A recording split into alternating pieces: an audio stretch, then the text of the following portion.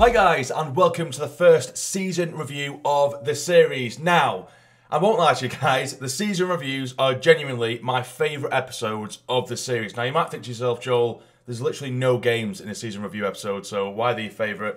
I'm not going to lie to you, I just love looking at the stats and statistics. I love seeing, mainly, my favourite bit is seeing the improvements of the players from their rating at the beginning of the season to see where they are now. I love seeing it. I just find it so satisfying seeing how much we've improved our players. So that's what we're going to do. We're going to have a look at that. Of course, the tables, the top goal scorers, assists, clean sheets, all that kind of stuff. And then we will go to next season. We'll see what budget we have to play with. We also have to have a look at the manager objectives, you know, because in my head, I know what kind of route and what plan I want to do in terms of transfers, but if it doesn't align with what the manager objectives are, then I need to change my plan, essentially. So, for example, I might want to get a few experienced heads, but the manager objectives might say next season, we want you to sign, you know, 2 or 3 players under the age of 20 or something. So we're going to have to, you know, do whatever the manager objectives want, because I don't want to do another season where our rating, our manager rating is just consistently going down gradually throughout the season, regardless of how we're doing in the league, if that makes sense.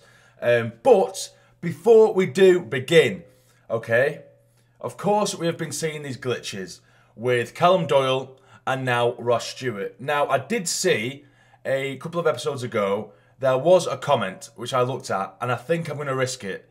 The comment suggested that just before the season ends, which it's going to in a couple of days, or before it jumps to the next season, release them. Release both Russ Stewart and Callum Doyle, because it is because of them, really, that the manager rating is going down a lot, because they're complaining a lot, even though it says the contracts are fine and they are happy and stuff. They're complaining a lot, and every time they complain, the manager rating goes down. So they said to release them, and then next season, as soon as the season begins, go onto the free agents and sign them back up again, and see if that works. So I think that is probably the best plan of action. It could seem a bit risky, because if I can't sign them back up, then we've lost out potentially on a lot of money.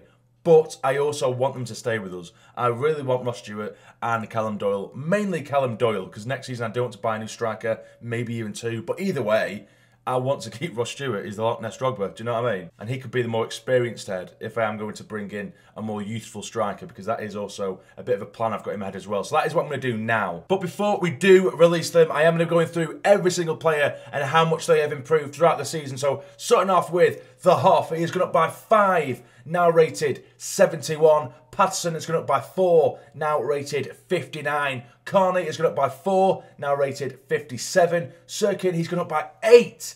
Jesus Christ, he's gone up by 8, now rated 71. That's absolutely brilliant. Denver Hume, he's gone up by 7 as well. That is absolutely cracking. Gone up by 7, now rated 71. You've got Tom Flanagan, he's only gone up by the 1, but he is 30 years of age, so his progression is going to go up a lot slower than everyone else's. He's now rated 67. You've got Doyle, he's gone up by 5, now rated 69, but I am going to release this player now, which is going to break my heart. 528k, we've got the money. There we go, he's been released. I am going to try and sign him up from the free agents first thing next season. Hopefully I haven't messed things up. But either way, Jordan Willis, he's gone up by 2, now rated 67. Oliver Younger, he's also submitted a transfer request, but his contract's about to run out anyway, and I'm going to allow it to run out. He's gone up by 4, now rated 62. You've got Jamali, he's gone up by 4, now rated 66. Niall Huggins has gone up by a whopping 7, now rated 69. Now, this is what I absolutely love, by the way, the fullback situation we've got. I don't have any intention of buying any fullbacks, really, because if you look, Denver Hume and Sirkin, you've got such amazing competition there. Both relatively young lads. Of course, Sirkin has been my main man at left-back, but Hume, he's been excellent in the second string, and now they're both rated the exact same, and they're relatively young as well, so I don't feel like we really need to. I think those are half-decent, championship-ready full-backs, left-backs anyway. But at right-back, you know, we've got Huggins, who's rated 69, he's gone up by 7, and you've got Josh Key, who's gone up by 4, now rated 68. So the competition there is absolutely fantastic as well, and both young lads again. So I absolutely love that at the moment for the full-back situation. We've got Gunnarsson, he's gone down by 1, now rated 68. Now, I'm not going to lie, I'm probably going to put him on the transfer list as soon as we get to next season. Just make a bit of money off him, because he's not really going to do much in the championship for me anyway. We've got Luke O'Nien, who's gone up by 3. The captain he's now rated 70. Corey Evans is going up by 1, now rated 67. We've barely used him, to be fair, and he's probably another player that is going to leave as well. There's going to be a lot of chopping and changing next season. We have Roldan, the young lad who did come through the academy. He's going up by 2, now rated 59, only 17 years of age. You've got Ellis Taylor. He's going up by 4, now rated 55. Another player who's probably going to go out of the door. Now, if you look at Broadhead, Jesus Christ, he's going up by 8, a whopping 8, now rated 70. And it does make you think, should we be going for him? But I just think, you know, yeah, McGeady is going. I get that. On the left-hand side, he's retiring. Could he be the replacement? But he's a left midfielder, he's left winger. But as a 24-year-old rated 70, is that good enough? I don't know. It's a difficult one, so it's something I'm going to have to think about. Let me know in the comments, of course. McGeady, he is, of course, retiring, as we just mentioned. He's gone down by 5. He'll be retiring at the rating of 65. We have Carl Winchester only going up by the 1, which is a shame, really. He's been very decent this season, going up by 1, now rated 66. Dan Neil is going up by 6, now rated 63. And, of course, I've really been trying to force my hand and make him improve as much as humanly possible. And hopefully we can get him up to the rating of 70, or at least nearly 70, by the end of next season. And we have Pritchard as well. It's good competition for Cam. You've got Pritchard, you've got Embleton, 2 very, very decent players there. He's rated 29, so he's getting there. He's getting up there now, Pritchard, so he probably won't really improve much more or much further than that, but he's gone up by 2, now rated 71. Embo has gone up by a whopping 8. Sorry, 8, what am I on about? 5th, he's gone up by 5, now rated 68. That's what I meant to say. Hawks, who's of course been out on loan, he's gone up by 3, now rated 61. I have seen a couple of comments here and there throughout the last few episodes saying, why don't you make Hawks the replacement for McGeady? But again, he's 23 years of age and he's rated 61. If he was 18 or something, then maybe. But he's 23 and he's only rated 61. He's probably going to go out as well. He's probably going to be sold, if I'm going to be completely honest. You got this lad here. He was the first lad who we did bring in from the youth list, Shardler. Again, he's probably going to go as well. That's a terrible rating, that 55. And he's only gone up by 2. Lyndon Gooch has gone up by 3, now rated 70. He'll absolutely be staying because he can definitely do a job in the Championship. You've got Jack Diamond again. It's a difficult one. I don't know whether to just keep him around or to keep him on the books a little bit because he is rated 63. He's gone up by 2. He's only 22 years of age. I don't know. No, it's probably going to end up going, if I'm going to be completely honest. Probably, or maybe just keep him in as a body because I do like Jack Diamond. He will have a bit of pace about him. Just have him as his squad role says there, just has him have him around sort of sporadically. If we do need him every now and then, if we have an injury, maybe keep him about. I don't know, but here is the big one. 9. Leon Diaku was going up by a massive 9, and now he's now rated 75. And that rating is sort of like a higher end Championship player as well. He's going to be an absolutely insane player. He already has been absolutely fantastic in League One, but on high difficulty and in a higher league, we're definitely going to need quality like that. Now we have Benji Kumbioka, again, he's 22, rated 62. Similar situation to Diamond, really, because, same age, nearly the same rating. He has gone up by 6, to be fair to him. He's also submitted a transfer request because his contract does run out, but I do not plan on renewing that contract. Now we have Russ Stewart, of course. He's gone up by 3. He's been brilliant this season. And he has, of course, submitted a transfer request. He's scored 23 goals in all competitions as well. So it's a shame that he's submitting that transfer request. But, as I mentioned earlier, we will be releasing him and we will try and pick him up at the beginning of next season off the free agents list. Now we have Aidan O'Brien. He's been okay this season. He's gone up by 1, now rated 66. Again, it's another player who are probably just going to sell off to make some money.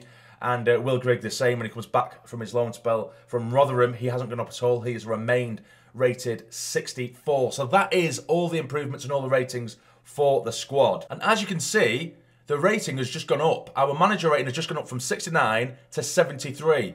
And I'm presuming that is because we have released both Ross Stewart and Callum Doyle. So it shows that they were bringing us down quite a bit, actually. But let's have a quick recap of the league table, the League One table anyway. We, of course, finished top of the tree. Look at that, 111 points. We absolutely bossed it, conceding only 36 goals. That goal difference is just dirty, isn't it? That's absolutely dirty. 68 goal difference. We did walk this league. I mean, for someone who looks at this without actually watching any episodes, it looks like we've just absolutely pissed it. But for the first half of the season, I was actually really, really inconsistent. Like, we'd win a game and we'd draw a game. We might pick up a loss maybe here and there. Of course, we only lost 3 games. But they were generally tight games and I was struggling. But, of course, in the second half of the season, I started to get used to the gameplay a bit more. And I've basically just improved a little bit. So hopefully that will stand me in good stead for legendary difficulty anyway. But yeah, Ipswich did finish second. They'll be going up. And now in the playoff places, we have Rotherham, Sheffield Wednesday, Charlton and Doncaster. I'm not too sure who will have gone up from them. We will check the playoffs just to see. It is Sheffield Wednesday who's going to be coming up to the Championship with us. A very, very good side, of course. But they beat Doncaster 3-1 in the playoff final. Now, let's have a look at the bottom three, or the bottom four, should I say, just to recap.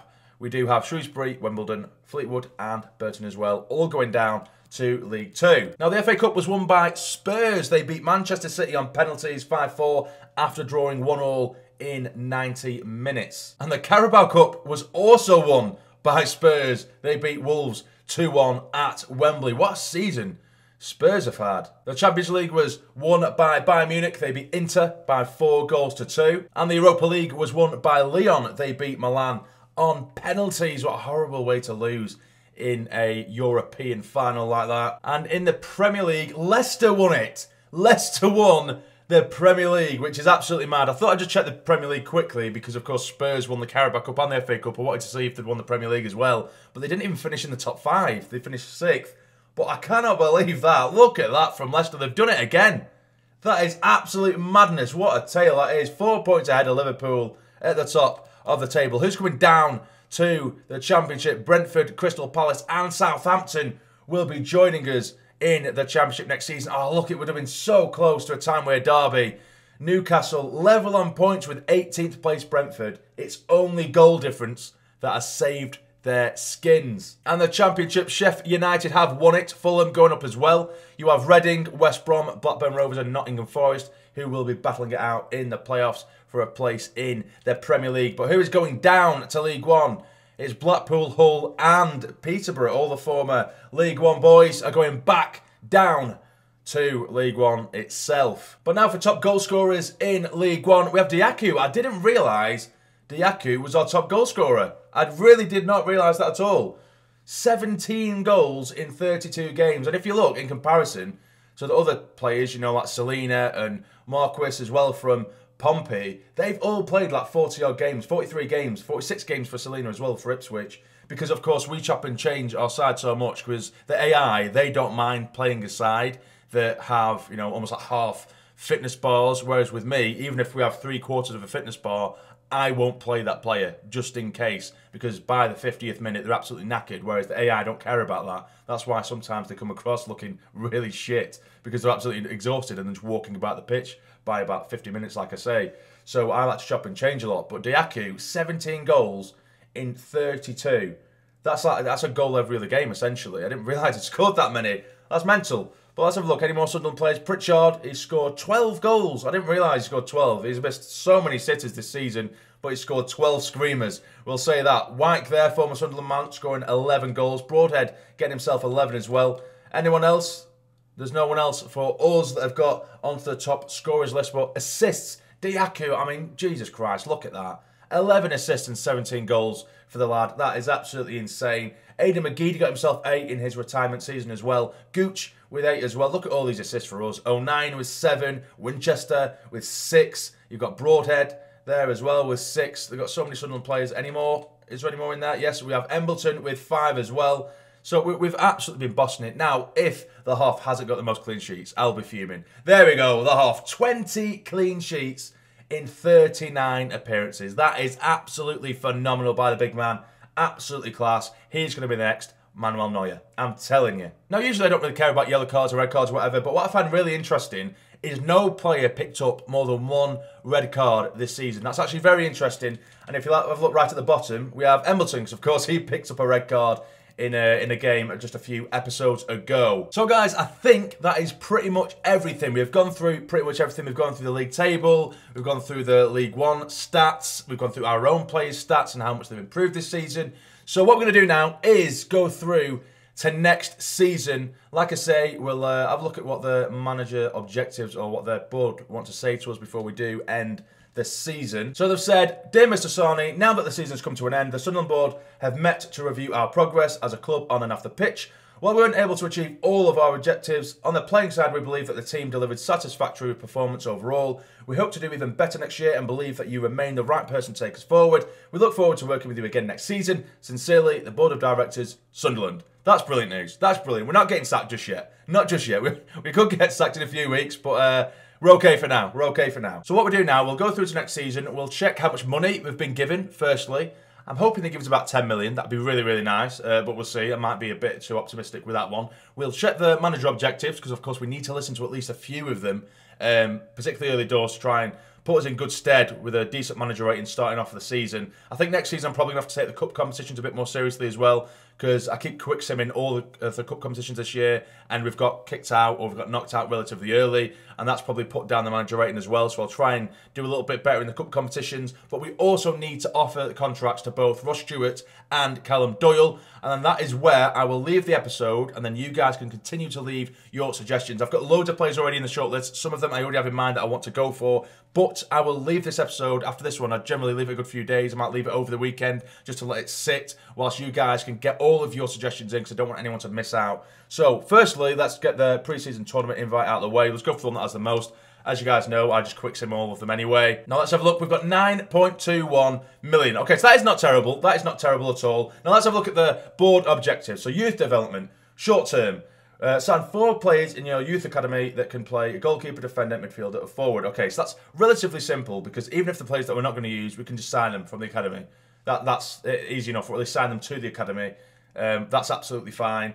So the next scout report we do, I'll just sign all those positions to our academy, and that's done pretty much. Long term, within 2 seasons, sign 1 youth player to the senior team, play them in 10 matches, either as part of the starting 11 or coming on as a sub. And you've got 2 seasons to do that. So basically, we need our scout to find someone decent then. Otherwise, they're just otherwise that's just not going to happen, is it really? We need someone decent. I don't want to just grab someone who's rated like 50 and just chuck them in the starting 11. So if they do end up getting someone decent, the scout, find someone decent, then I'll play him, of course. Brand exposure, get 10 wins in the league. I'm pretty sure we can do that. I'm relatively confident of that, although of course the difficulty is going to be going up. Sign 1 crucial first team player assigned to a defender position.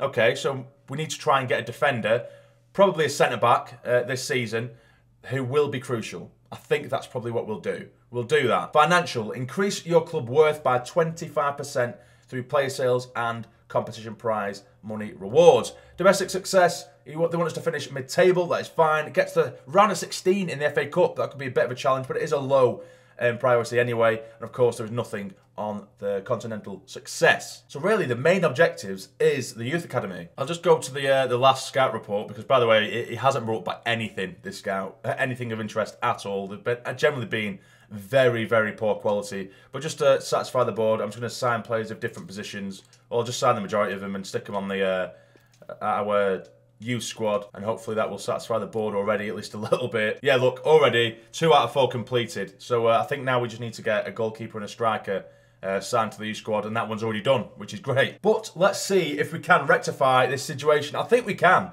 I think we're going to do it. Okay, so we're going to re-sign Callum Doyle. This is the only way we can fix this glitch, because I don't want to lose Doyle. And if this works, then what a suggestion that is from one of you guys. I do forget your name, I do apologise. But I have seen a couple of comments saying to do this. So this is pretty much saving us here. So we'll sign Callum Doyle. In fact, what I can do, in line with one of the objectives already, they want us to sign a defender, don't they? With a crucial squad role. I'm going to give Doyle a crucial squad role now. And that could already satisfy an objective. Brilliant. That works brilliantly. He's happy with a 5-year deal. Come on, come home. Come home, Callum. There we go. I'll accept it. They put what they want on the table, so they can't complain. We won't play around with it to upset him. But we have got Callum Doyle back at the club. Get in! I'm happy now. I'm really happy. And everyone loves a happy jamsarny. Everyone does. And now to do the same with Russ Stewart. Now, I know that Russ Stewart wants a decent wage, a pretty handsome wage. He wants anywhere between, well, there we go, recommending wage, 9,000. So that's fine. He can be an important player. He's going to be. What kind of contract do I want? I'll give him 4 years. He probably won't be here for that long, maybe. But we'll see. He wants a release clause, which I'm not going to give him. And he's put what he wants down on the table. I'll accept it. So at least that is sorted out of the way. Yes, we have wasted a little bit of money there already. And we haven't even started buying players. But like I say, we've got rid of a few players in terms of letting their contracts run out. There's a handful of players I want to sell. But we'll have a look at the squad just one more time, just then you guys can have a look at what you think we need to sign. In terms of goalkeepers, I think we're pretty sound. I think if we do end up with maybe a tiny bit of money left after we've sorted everything else out, maybe get rid of someone like Carney. Yeah, I'm actually going to put Carney on the transfer list. I'll leave Patterson there, and then maybe if there's a free agent or there's a more sort of experienced goalkeeper, maybe stick him in there as a third goalkeeper or as a second string goalkeeper under Hoffman. I could do that. I'm quite happy with that. In terms of fullbacks, I genuinely am not interested in any. I love the competition we've got now, like I say. We have 4 centre-backs. I do want to get another one. It'd be nice to get another one. Now, in terms of what kind of player I want, you know, generally, I always say that I don't like to get just young players with potential. That is usually what I say, because everyone does that, you know, and then everyone's career mode will be the same. But because Sunderland do it in real life, it would actually make it realistic. You know, Sunderland at the moment in real life, they generally just go to Premier League academies and they've been picking off all the best talent from youth academies. You know, we did it with Huggins, we did it with Sirkin, Broadhead, Alves, just to name a few. You know, there's loads. Callum Doyle, another one.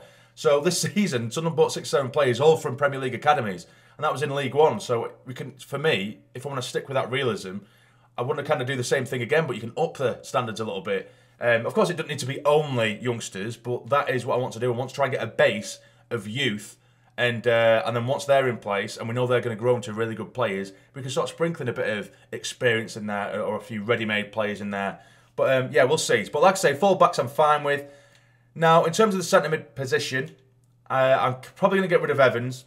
Probably going to get rid of Gunnarsson as well. In fact, Gunnarsson's retiring at the end of the season, so we can't do anything with that anyway. I'll probably put Evans on the transfer list. That's what I'm going to do, because we've got Dan Neil, Winchester and 09, but I'll probably put in another central midfielder there. I'll probably want to buy one. Roldan will probably just take a step back, and he'll just come in as and when we need him, but another central midfielder would be nice. For the cams, we have Embleton and Pritchard. At the minute, those are two half-decent, I guess, half-decent championship quality players. They could probably grow a little bit more as well. Pritchard's 29, so he's probably not going to budge too much from that 71 rating, but Embleton has plenty, and I'm in plenty of room to improve. Hawks, I'm going to put him on the transfer list. Gooch will be remaining, of course. Shardler, he can go on the transfer list. Diamond, I'll leave for the time being. I'll let you guys decide what you think I should do with him. Dhannoo, O'Brien is going to go on the transfer list, as is Will Grigg. So we are definitely going to be bringing in a striker, maybe even 2. We'll be bringing in some wingers as well. We obviously need a replacement for McGeady, because at the minute we have, on the right, we have Dhannoo, and Dhannoo only, really. And on the other side, I use Gooch. So we might need 2 wingers. So it's an exciting one, because that means basically a striker, a couple of wingers, a central midfielder and a centre-back, and maybe an experienced goalkeeper as well. That'll do us. I just want to fill out the squad with a bit of youth. Obviously, if there's a bit more experience out there available, maybe free agents or on the cheap, that I could get, I'll do it. But again, make sure you let me know in the comments down below what you want me to do, because everything is considered. Because at the moment, if you have a look at my transfer hub, there is absolutely loads of what you guys have suggested. I'm not going to give you any clue as of right now what kind of players I am looking at, or who I'm really, really genuinely interested in. But for now, you guys keep on going, keep on letting me know what you think I should do, and I will check it out. So that will be the end of the first season review, guys. If you've enjoyed this video, if you've enjoyed this episode and the first season, please smash that like button for me. I will see you next week at some point. Like I say, I'll leave this episode, and I won't do another one for a good few days, just so you guys can get your suggestions in. But that'll be it. Again, hit the like button for me. It'd be massively appreciated. Subscribe if you're not already to become a fully fledged member of the Sarny Army. But for now, you take care. Stay jamming.